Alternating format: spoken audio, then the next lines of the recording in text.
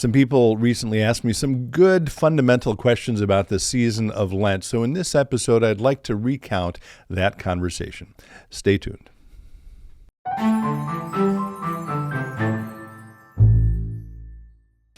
Hello, friends. Pastor Tim Westermeyer here, senior pastor of St. Philip the Deacon in the western suburbs of Minneapolis. Good to be with you as always. We are taping this on the Monday immediately after the first Sunday in Lent.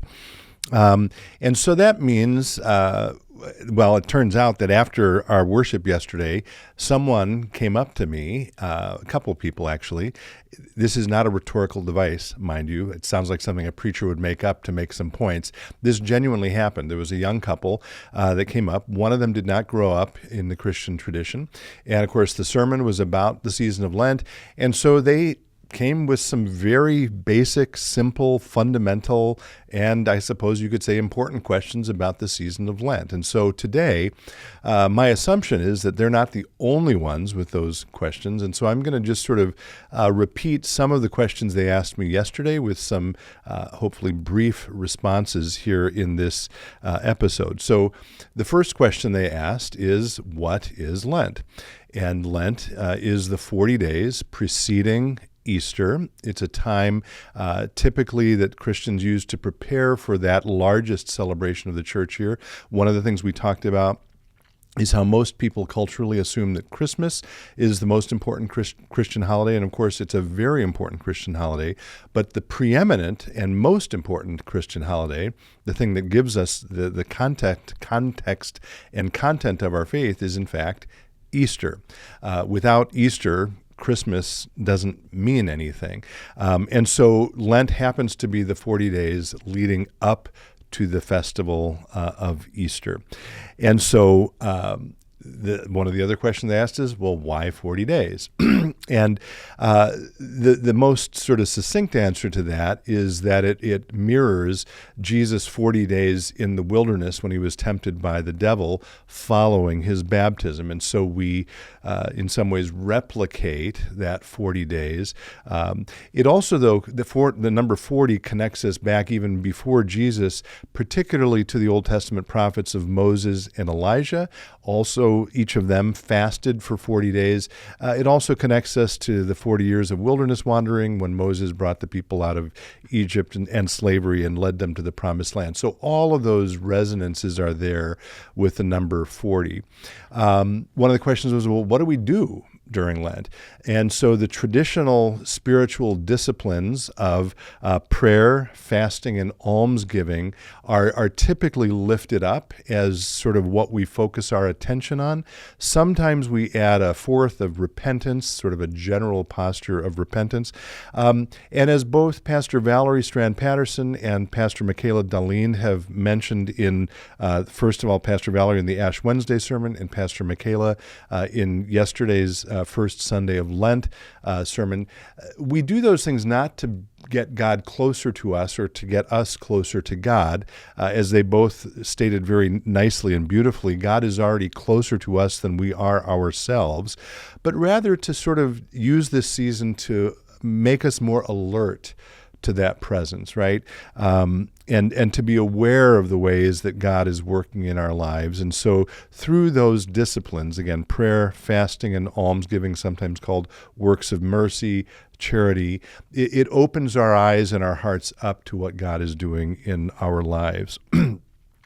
As I was reflecting on this, and I wasn't prepared, by the way, I didn't have a chance to prepare for my responses to these people yesterday when they came to me in the narthex following worship, but I did look up a couple things about Lent before this, and one of the things I really love is a line that is this: Lent is a period of grief that necessarily ends with a great celebration of Easter. And therefore, it is, I did not know this until I looked this up, in Eastern Orthodox circles, Lent is known as the season of bright sadness. Bright sadness. Anyway, that's by the by. One of the questions I didn't answer, the first question they asked is, what does Lent mean? I'm remembering now.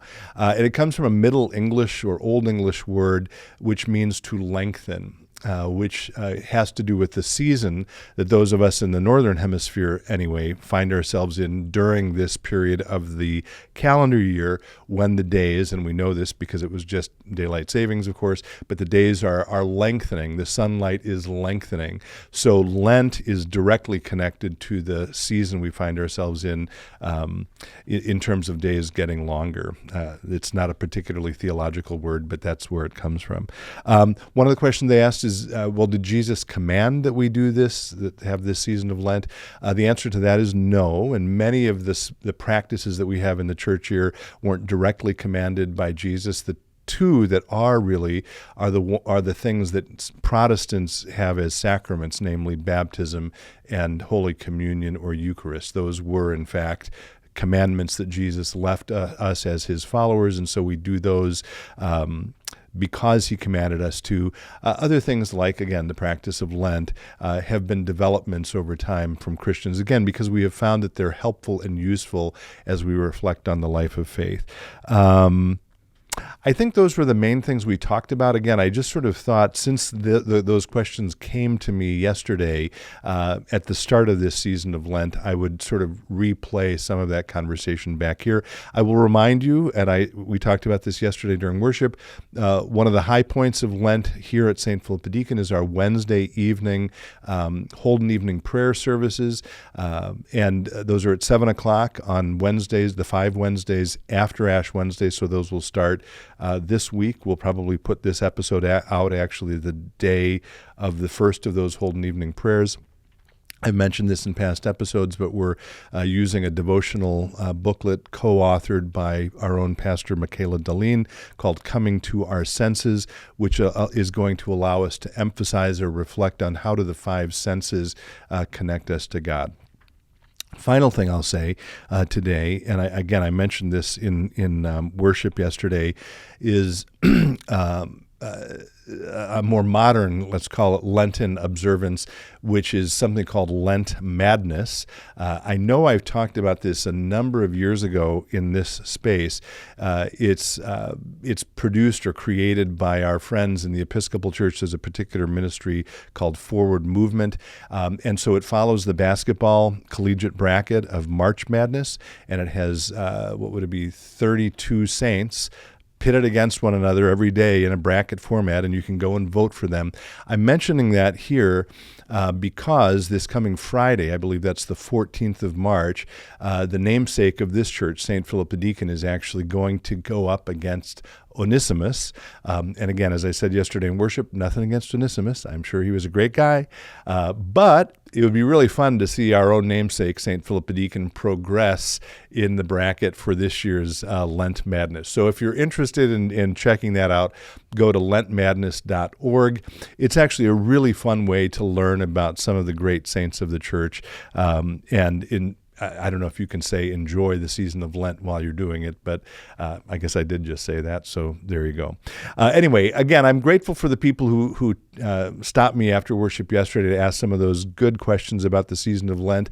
I hope they're helpful. If you have other questions about that or about other topics, as always, I hope you will reach out to me either by email or leave a comment below. And until next time, as always, be well, stay in touch, and God bless.